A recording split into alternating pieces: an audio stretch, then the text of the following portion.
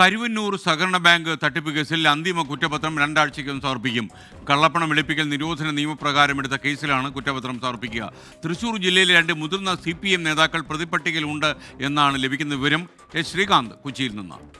ശ്രീകാന്ത്, ഈ നേരത്തെ തന്നെ ED ചോദ്യം ചെയ്ത നേതാക്കന്മാരാണോ ഇത്, അതോ മറ്റ് പുതിയ ആളുകളാണോ? ആരെയാണ് ഉദ്ദേശിച്ചിട്ടുള്ളത്?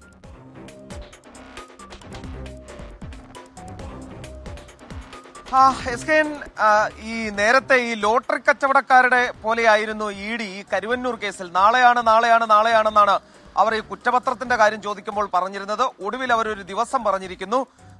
ഈ 2 ആഴ്ചയ്ക്കുള്ളിൽ കരുവന്നൂർ കേസിലെ അന്തിമ കുറ്റപത്രം സമർപ്പിക്കും എന്ന് ED വ്യക്തമാക്കുന്നു.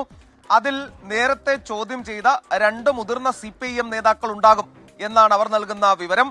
അതിന് കൺഫർമേഷൻ കിട്ടുന്നതിന് വേണ്ടി ഡൽഹിയിലെ അവരുടെ ആസ്ഥാനത്തേക്ക് അയച്ചിട്ടുണ്ട് ആ 2 പേരുകളും.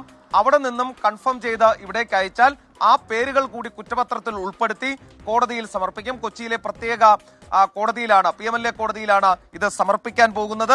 ഏറ്റവും പ്രധാനപ്പെട്ട കാര്യം, നേരത്തെ ഹൈക്കോടതി അടക്കം രൂക്ഷ വിമർശനം ഉന്നയിച്ചിരുന്നു.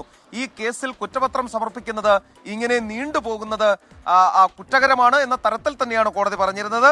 അതിനാൽ തന്നെയാണ് ഇപ്പോൾ തിടുക്കപ്പെട്ടുള്ള നടപടികൾ ഉണ്ടായിട്ടുള്ളതും. അസിസ്റ്റന്റ് ഡയറക്ടർ നിർമ്മൽ കുമാർ മോച്ചയുടെ നേതൃത്വത്തിലാണ് ഈ കുറ്റപത്രം തയ്യാറാക്കുന്ന നടപടികളും പുരോഗമിക്കുന്നത്.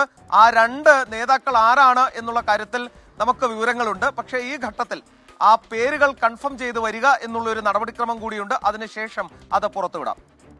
Thank you Srikanth. എന്തായാലും ED കുറ്റപത്രം സമർപ്പിക്കും. ഇതിൽ തൃശ്ശൂരിൽ നിന്നുള്ള 2 CPM നേതാക്കൾ ഉൾപ്പെട്ടിട്ടുണ്ട് പ്രതിപട്ടികയിൽ എന്ന വാർത്ത വരുന്നുണ്ട്.